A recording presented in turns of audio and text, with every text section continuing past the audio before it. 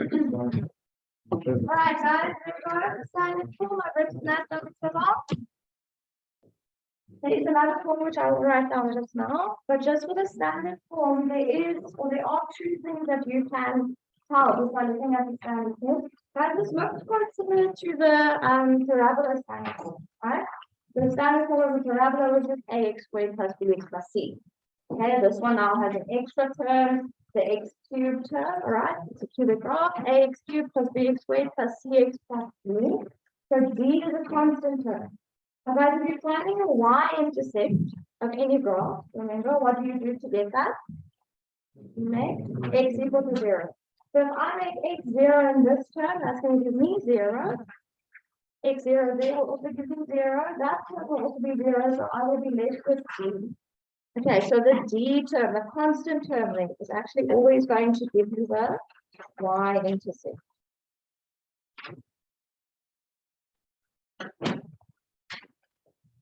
But if you forget that, fine, you can just take x equal to 0 and you'll get that value anyway for your y-intercept. But it's quite nice, especially if you have a question where they've given you the graph they're asking for the equation. You can see what the y-intercept is and you know immediately what it is. And then guys, based on the sign of your coefficient of the first term, the x cubed term, so the sign of a. You guys remember for parabola, if a was positive, it was an upward facing one. A was negative, it was downward. All right, in the same way here, the a value, whether it's positive or negative, affects the shape of the graph. So if a is positive, the graph is going to look like the one that we drew, I think, across the other day. It's going to go up first. It's going to be increasing first.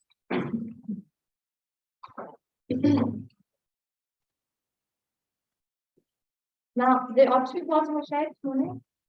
The one is where you have two turning points. You'll see when we do examples, all right? We have two turning points here, but sometimes you'll get the same two brackets when you're finding your turning points. You actually just have one turning point. So then it's going to look like this. You're going to have almost like a little flat part there in the middle. Don't stress about that too much now. I'm just summarizing this different, okay? Okay, but this is when you're getting two different turning points. This is when you're getting one. So when A is positive, the graph is increasing first.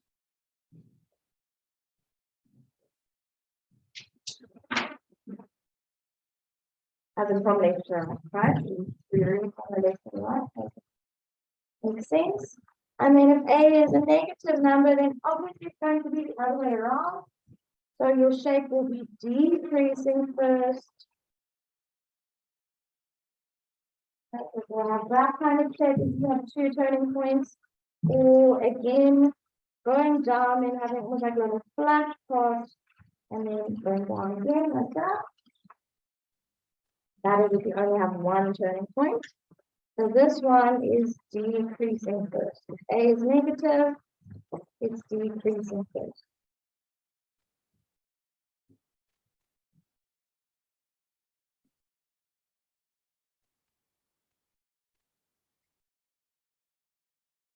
Okay, nothing too hectic just yet.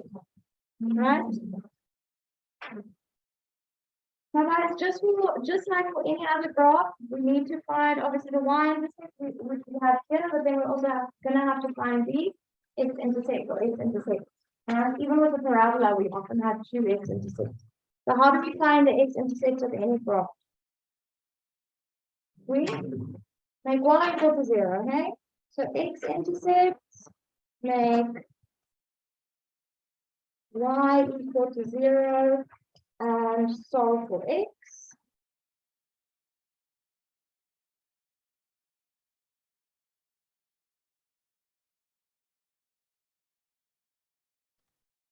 So I'm just going to write the standard form here. We will have something like this: ax cubed plus bx squared plus cx plus d equal to 0, which we will then have to solve. Guys, that is a cubic equation, which we did a while ago. All right, how to solve a cubic equation? You'll have to factorize it and then make each bracket equal to 0. So when you're doing this, you will get your x-intercept form. So you will get something that looks like this.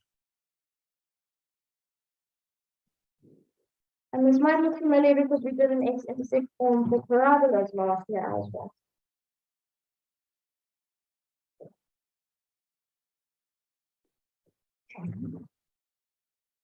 And this is factorized to the degree. Right, so you're getting whatever your A value is. If A is like a 2 or whatever, then sometimes you can take it out. But you'll see when it's trouble. But guys, when you factorize the cubic, you're going to get three brackets, right? And x plus 2, x minus 1, x minus 3, whatever. Remember, we did factorizing cubic right at the beginning of calculus. Right, you can go back to that note if you guys want. I'll do that just now. So you're going to get your 3 brackets, and the x values that you get from those 3 brackets, when you make each bracket equal to 0, those are going to be your x-intercepts. Right, so the x-intercepts will be x1, x2, and x3. Okay? It's an x1, x2, x3. So those will be numbers, right? x1, x2, and x3 will be numbers. So you will have x-intercepts, so it's going to be x1 and 0, x2 and 0, and x3 and 0, whatever those numbers are.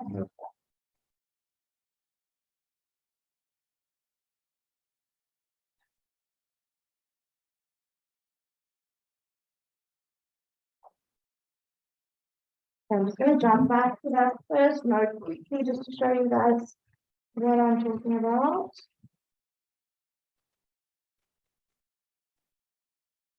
So this was the very first note that we did. We wrote factorizing. It was that note, the gradient and average gradient. Then we did factorizing through this expression. So we got to these ones, right? So that would be like the equation of the cubic graph. To get the x-intercept, you would make y equal to 0. Then you will do your whole factorizing thing. And those 3 values that you have in your brackets, those will be the 3 x-intercepts. Okay, so that's what I'm talking about. All right, we're all going to do examples of all of this, guys, so don't stress. Okay, next up, this is now something new, is turning points. All right, we have worked with turning points before, but that was with straight graphs.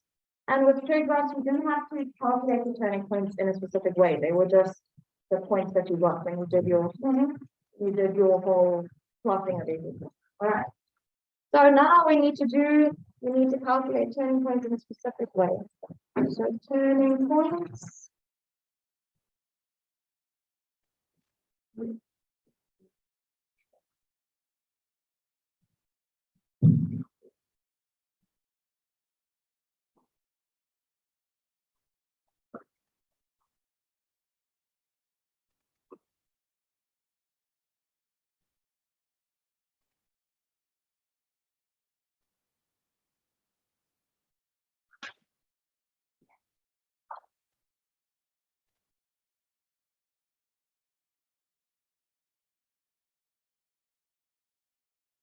Write that down.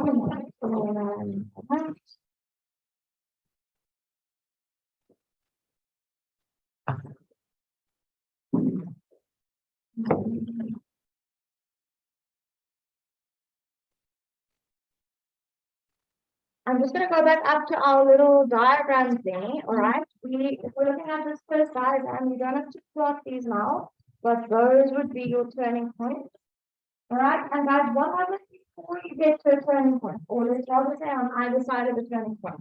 The graph changes from being increasing to decreasing, right? If we look at that, here it's increasing, on the other side of the turning point it is decreasing. Looking at the other turning point, here it's decreasing, and then on the other side it's increasing. At the actual point, it's not increasing or decreasing, right? It's like they also call it a stationary point, so we can add that to our list for our definition here.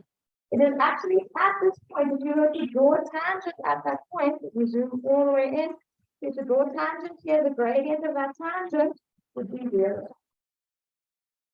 What do we know? What is gradient always? How do we calculate the gradient? What have I been saying the whole time? The gradient is always the derivative. Okay? So that is what we're actually going to use to calculate the turning point, right? Turning points are points where the gradient of the curve is equal to 0. So therefore, where the derivative is equal to 0.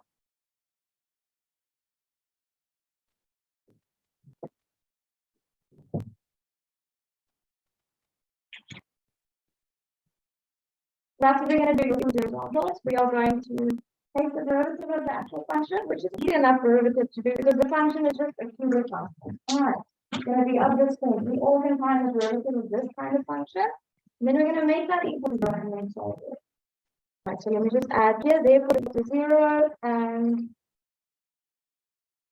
solve for x. And as when we do that, we make the x coordinates of the turning point. We still need to find the y coordinates. Can anyone think of a way to do that? We have the x coordinates of the turning point.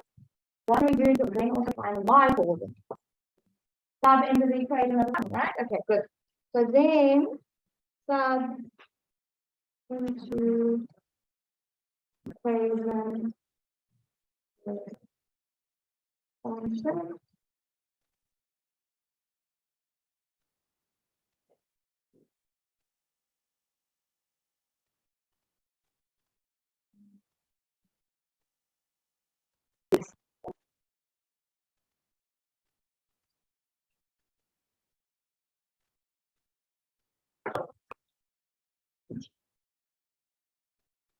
Okay, then there's one last thing, one last type of point which might not make a lot of sense now, but I'm going to summarize it just so that we have it, and then I'll show you on the graph, and it's a point of inflection.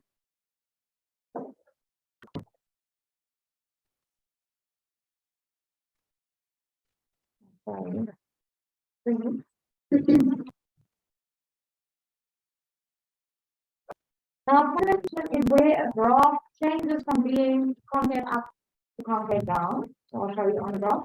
Or where it changes from being concave down to concave up. So I'm just going to write here the point. It's easier if we're looking at an actual graph. Yeah, it makes more sense. So don't think about this now. The point at which a graph, I'll show you. It's easier to show you at which a graph changes morning, tonality.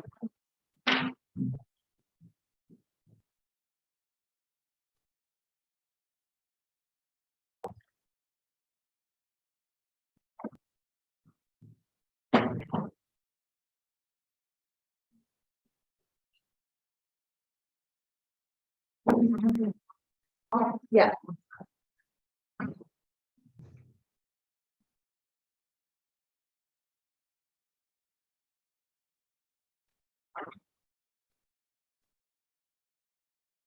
Just looking for an equation that we can draw because sometimes they just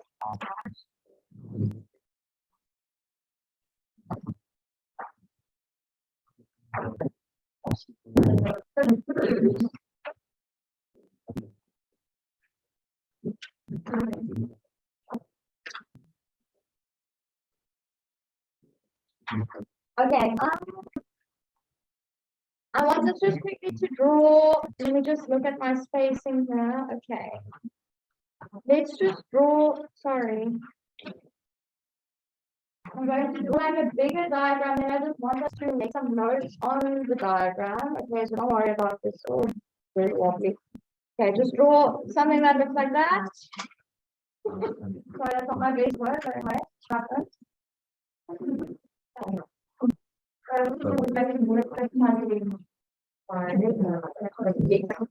Yeah, like an extra thing, please. Maybe we could add that, guys. Thank you for asking that question. Let's just add that next to point of inflection. This is just something that you will only have to find if they say that explicitly. Okay, they won't always ask you to. So only is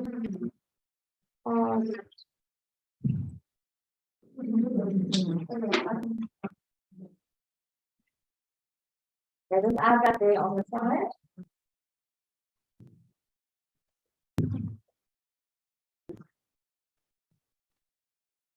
And then you can draw your little picture. We often make like little notes on the side of it, so try and make it nice and big. That's fine, you should be able to put it in.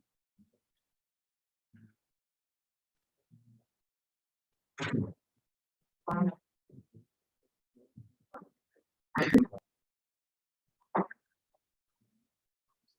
Which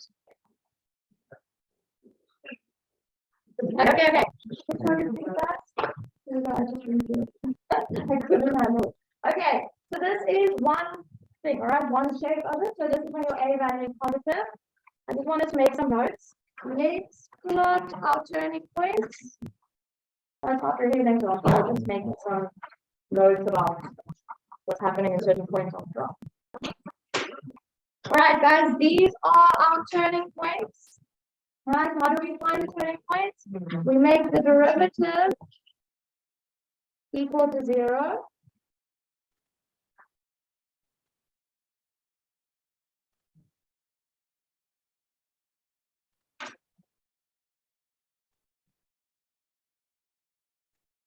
Now, for this part here, right, the part on the left of our first turning point, we all agree that the graph is increasing for this section, right? Increasing, it's going up. Remember that's how we identify it. Like when we're looking at the gradient of a straight line, if it has a positive gradient, it's increasing.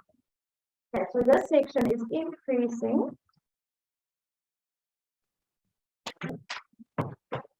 Guys, they can ask you, they can just give you the equation of the graph and ask you, where is this function increasing? Right, then you don't necessarily have to draw the graph. There is a calculation that you can do. Remember that function is always increasing if it has a positive gradient. But increasing is when the gradient is positive. But what do we know? What is the gradient? The gradient is the derivative.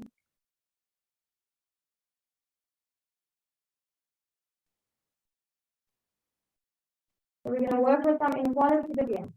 Right, we have to work with the people now. Not that bad. Is there another place on this graph where it's also increasing? This section here, hey, on the right hand side of the second turning point. So let's just write that there as well, please. I'm going to copy and paste.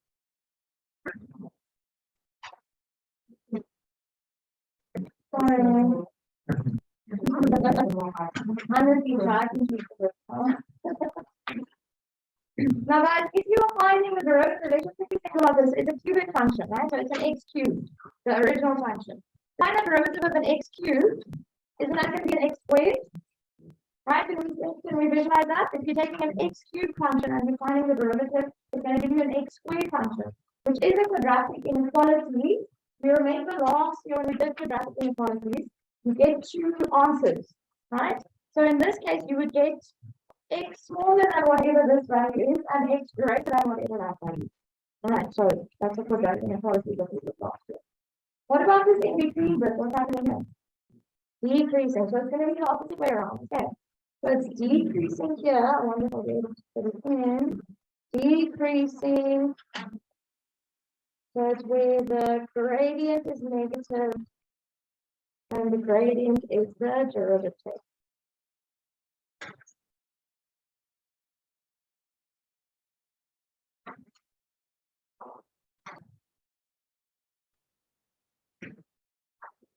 Maybe I should write this underneath there.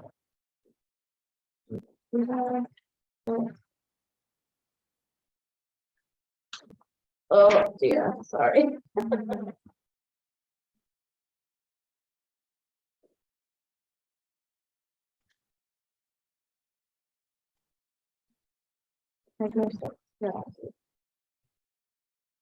Now that's the point that the point of inflection. I'm just realizing now I don't actually even write down how you're going to find it. That's a bit silly. All right, the point of inflection. If we're just looking at this function here, this section here, let's say up until about halfway between the two turning points, that section is concave down. All right, so it's almost like a downwards facing parabola. That is what a concave down section looks like. So this section is concave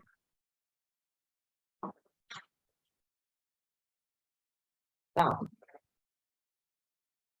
And then the other section, which is the other half of that graph, is concave up.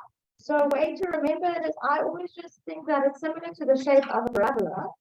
That's always worked for me. But I know lots of people say that concave up is like a cup. Right, concave up like a cup. So that section over there.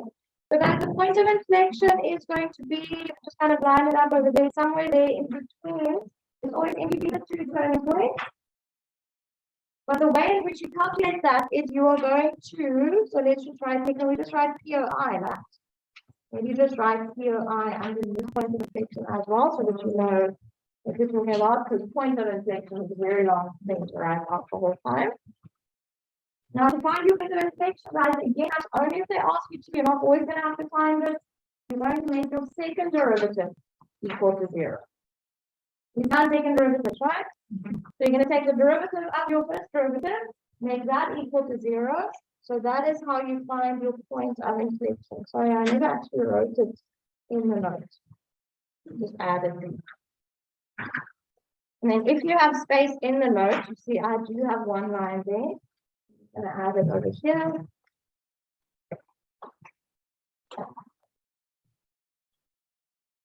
So the steps will be the same as when you find the returning point. You're going to find your second derivative, make it equal to 0, solve for x.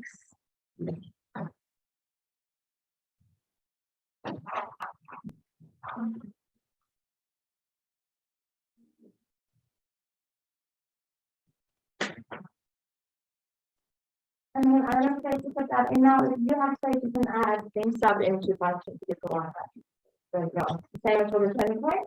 You use the second derivative to get the actual x value of the point of inflection. Then you sub that x value into the function to get your y value. Guys, I just want to give you a heads up with these graphs, often the y values are quite big. So you can get a y value of like 32 and like negative 16. So please don't stress about drawing it to scale.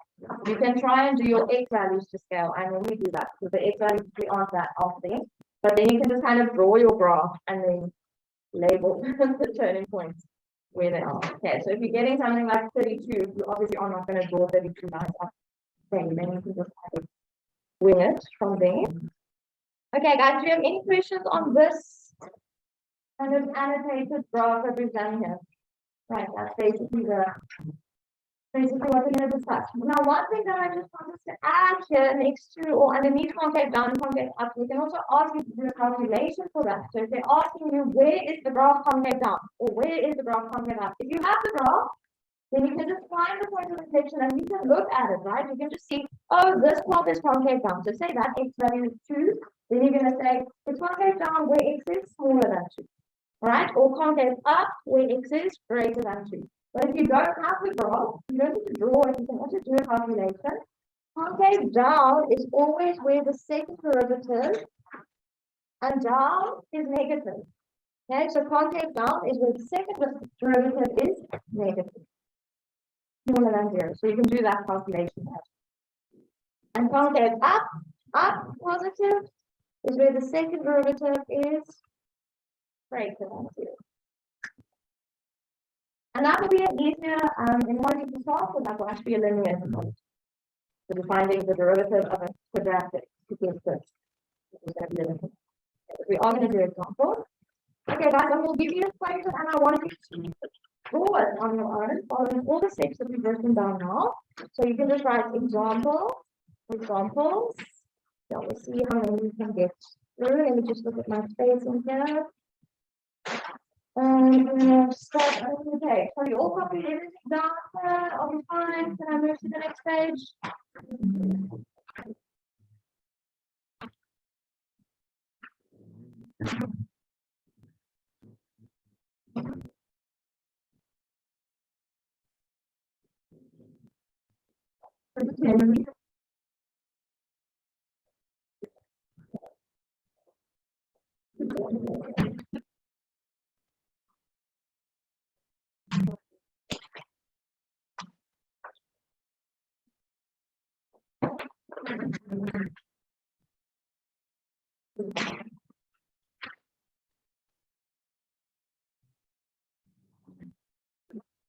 Okay, guys, that's the first equation. I just want to calculate all of those values that we just summarized.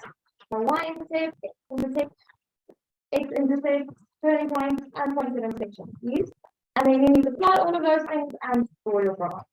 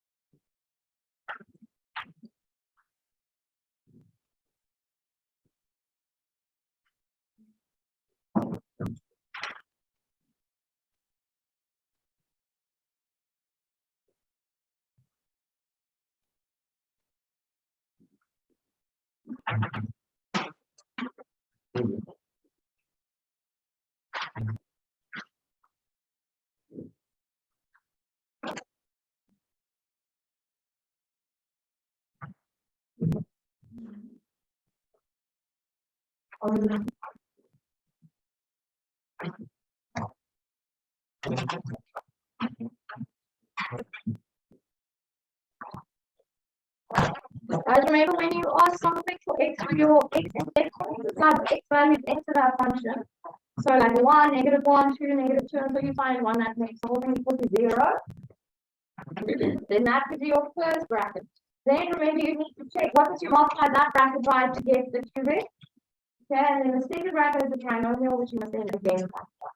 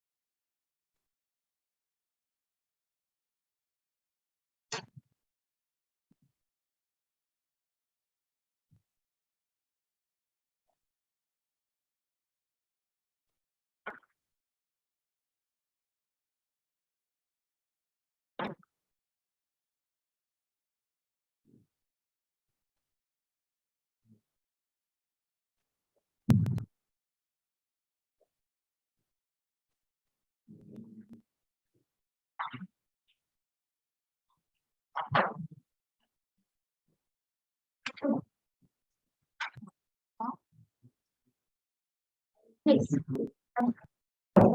if we can do it.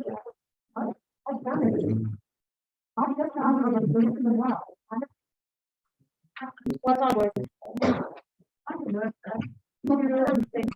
Yeah, that's fine. Yes. But you are going to have two of the same brackets for your x-intercept. That's fine. That's just going to give you one x-intercept. Well, two x-intercepts instead of three. Yeah, that is possible. What's up? Yes. So then your bracket is going to be minus one. Yes, correct. Then you need to see, yeah, what must you multiply the x by to get x cubed? So your first term of your trinomial is going to be x squared. Then for your last term, you look at the last term there. So what must you multiply -1 by to get 4? And then you look, oh, sorry, that's your ignorant. Yeah, you have negative x squared, you need a negative 6x squared.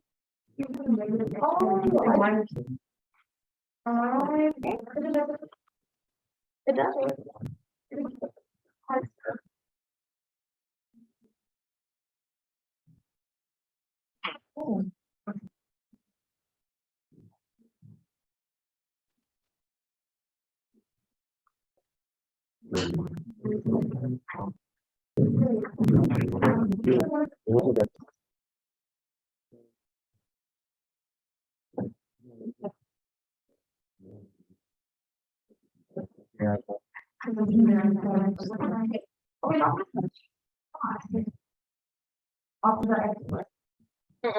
You do that if it was a sum over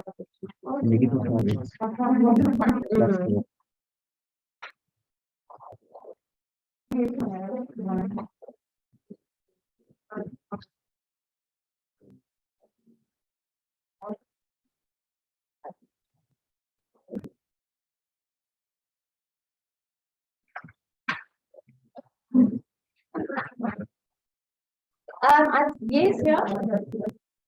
Sorry, I'm still getting there, but yes. No problem.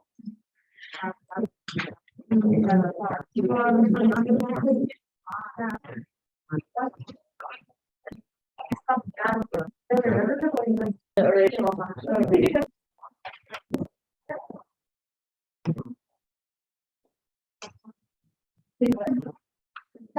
Okay, never mind. Sorry. Never mind. Sorry. So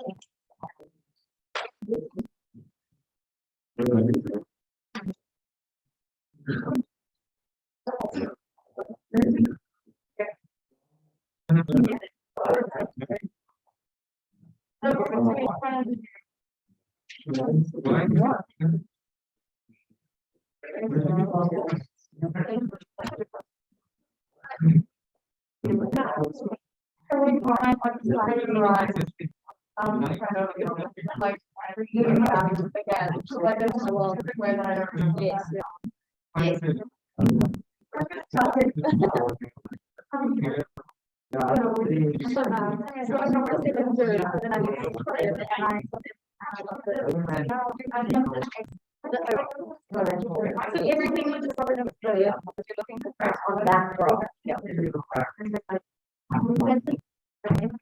Either you plot all your points, then you can try plot things. You might not be able to connect them, but see if you can do that.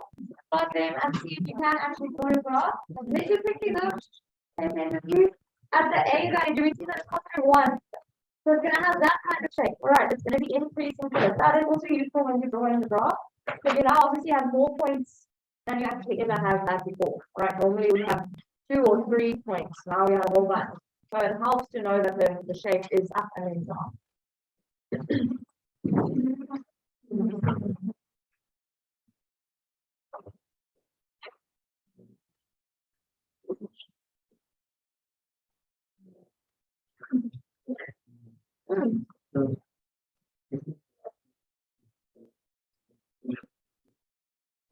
Like 1, 2, 3, 4.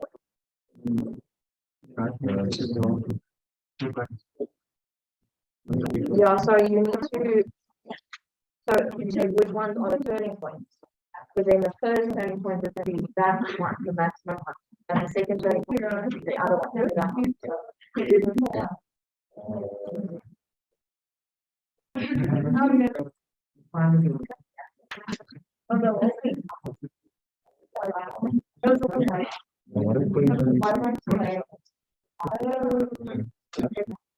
I got that, but now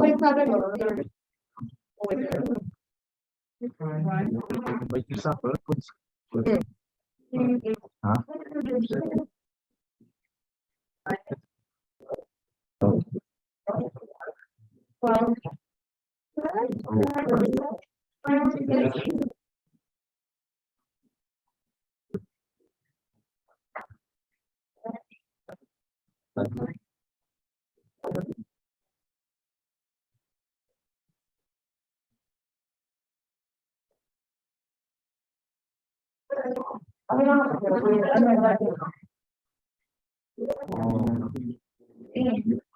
Huh? What they're asking the question, am I fine with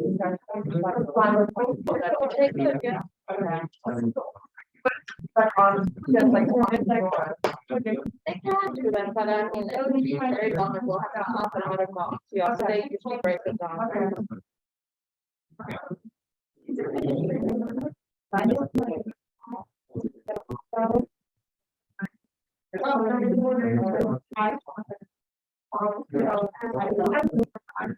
Okay, guys, I'm just going to show you some of my calculations so then we can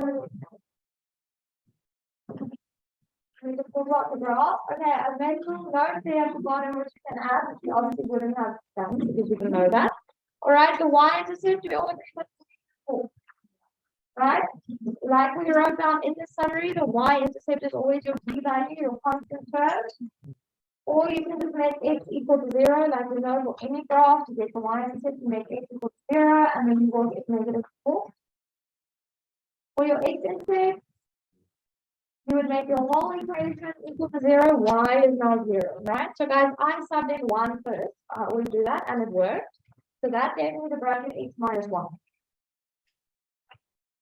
Right? Then from here, you need to look at what you must multiply this bracket by to get your q. So you're going to say, what does I multiply x by to get x cubed? X squared.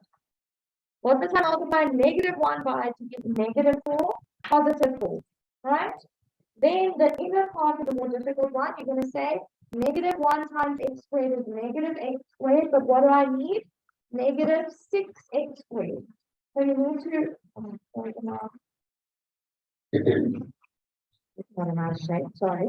So to get from -x squared to -6x squared, we need to have another -5x squared. Right? Which we get from that product thing, the x and the -5x. Okay, so you can always look at that x squared term, which is what we did in the example. I'm just going to repeat that. We have a -x squared already, but you need -6x squared, so you need another -5x squared to make that -8. Okay, then from here, you now need to factorize this trinomial, so you're looking for factors of 4, and the sum of those factors is -5. So that's -4 and -1. Or if you want to, guys, from this step, you can use the quadratic formula for that binomial. All right, so if you want to, you can say, okay, therefore x equals 1, or x equals -b plus or minus square root b squared, that whole thing. All right, and then you will get 1 and 4. So guys, what happens here, this is what I was talking about, is you are getting 2 of the same brackets. All right, so we basically call that a double x-intercept. And whenever that happens, whenever you're getting 2 brackets, which is the same, 2 of the same brackets, that is actually also going to be one of your turning points as well. All right, which you would have seen in this question. So if you're getting a double x-intercept, then you can know straight away that that will also be a turning point. And that's also something that's going to be very useful when they give us the graph and we need to find the equation. Okay, so please make a note of that. You can make a note on the side. So 1, 0, you should have seen that when you actually did your turning point calculation, that 1, 0 was also one of your turning points. Yeah, we are right with the x-intercept, right? Right, for the turning points, you find your derivative, so the derivative of the function, which is an easy enough one to do, it's just linear, well, not linear terms, sorry, it's just normal terms, that you apply that derivative rule to. You're getting 3x squared minus 12x plus 9 equals to 0. And guys, this is a nice one because you can just divide 2 by 3. Okay, so you could actually turn that into a simpler trinomial. Or if you want from this step, you can also use the quadratic formula, that's fine. What I did here is I was looking for factors of 3, and some of those factors must be -4. So I took -3 and -1. Okay. Yeah, that's what I did. Oh, yeah, that's not solving for x from that equation. Okay, so you're getting 2 x values for your turning points. Now notice that one of them is the x value of that turning point. Not turning point, sorry, x-intercept. Right, do we see that? There we're getting that x-intercept. That double x-intercept, which is also one of our turning points. So when you have your x values for your turning point, you sub those back into the original function. Now you're always going to sub back to the original function because you're looking for points on that function. Right? Not looking for points on the tangent or on the derivative or anything. We're looking for points on the original function. So whatever your x values are, you sub those back into the original function. For x equals 3, I want -4 for the y value. And guys, for the second one, for x equals 1, I didn't actually sub it back in because I knew already that this was the y, the x-intercept that we got. Okay, so you didn't even really have to show this. This was that double x-intercept.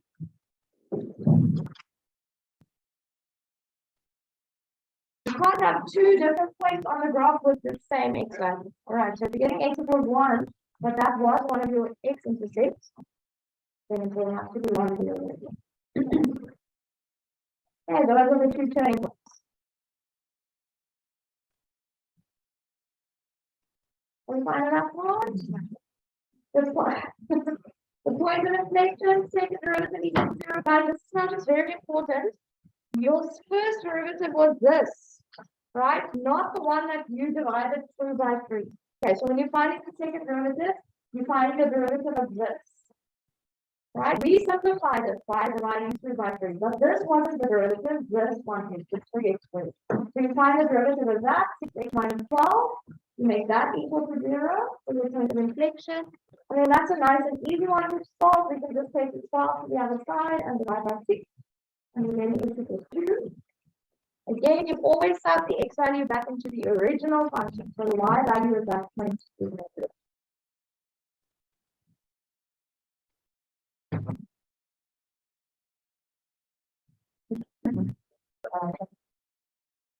Double x. Wait.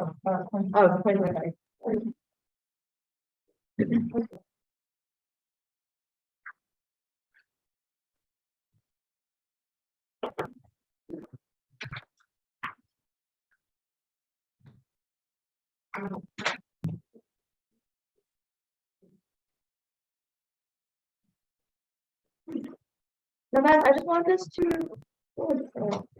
compare our two turning points and then look at the point of inflection in relationship to those 2 points. If we're looking at the x values of the two turning points were 1 and 3. You see that the x value of the point of inflection is directly halfway between 1 and 3. Right? 1 and 3, and then in the middle you have 2. And the same thing happens for the y values actually as well. 0 and -4, what's in the middle between those two? -2. All right, so the point of inflection is actually always going to be exactly halfway between your two turning points. No. Yeah.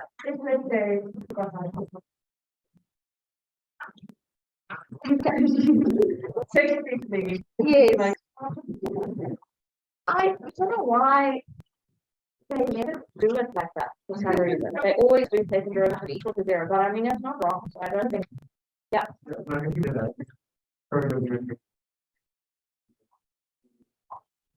So I think the reason why maybe they don't do it is because I think they just have to show that question. It's difficult to show it unless you write like it's halfway between. So I think if they're doing a show that question, if they're saying like show that the point of inflection is 2, -2, rather do it like this way. and be able to make your second derivative equal to 0. But if they're just saying plot the point intersection on the graph, then fine. We'll get to the correct answer every time. Okay, exactly halfway between the two.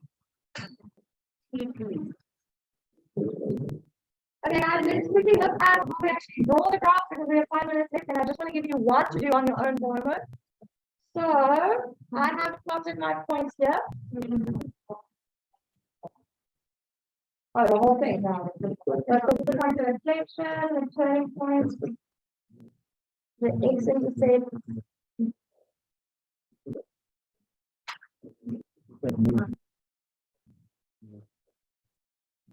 And the line, so it's just going down over.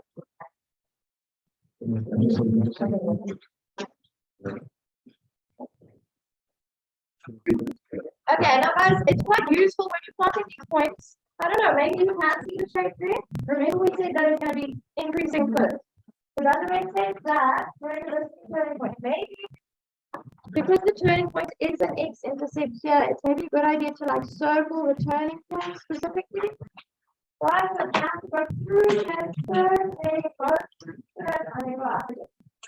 right, does that make sense? So maybe it's easier if you actually circle your turning points. I haven't been able to find my yet. I normally do that after I've actually drawn my graph. No, it's still 4 minutes, I don't know. Okay, did you guys get it answer?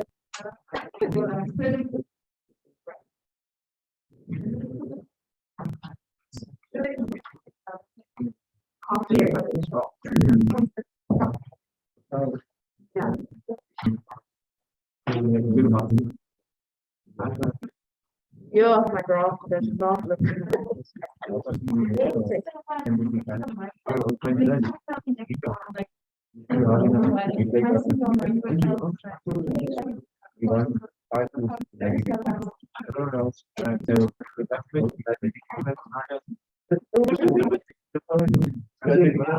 Okay. Sorry guys, can we just quickly? It's not really supposed to make that little dip there, but I don't feel like fixing it enough. So just make sure that you, thank you, label all your points.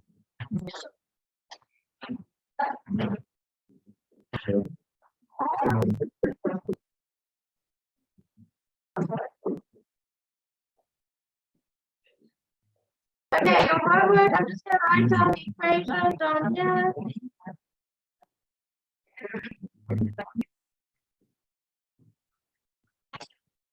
The auto 300 starts planning to this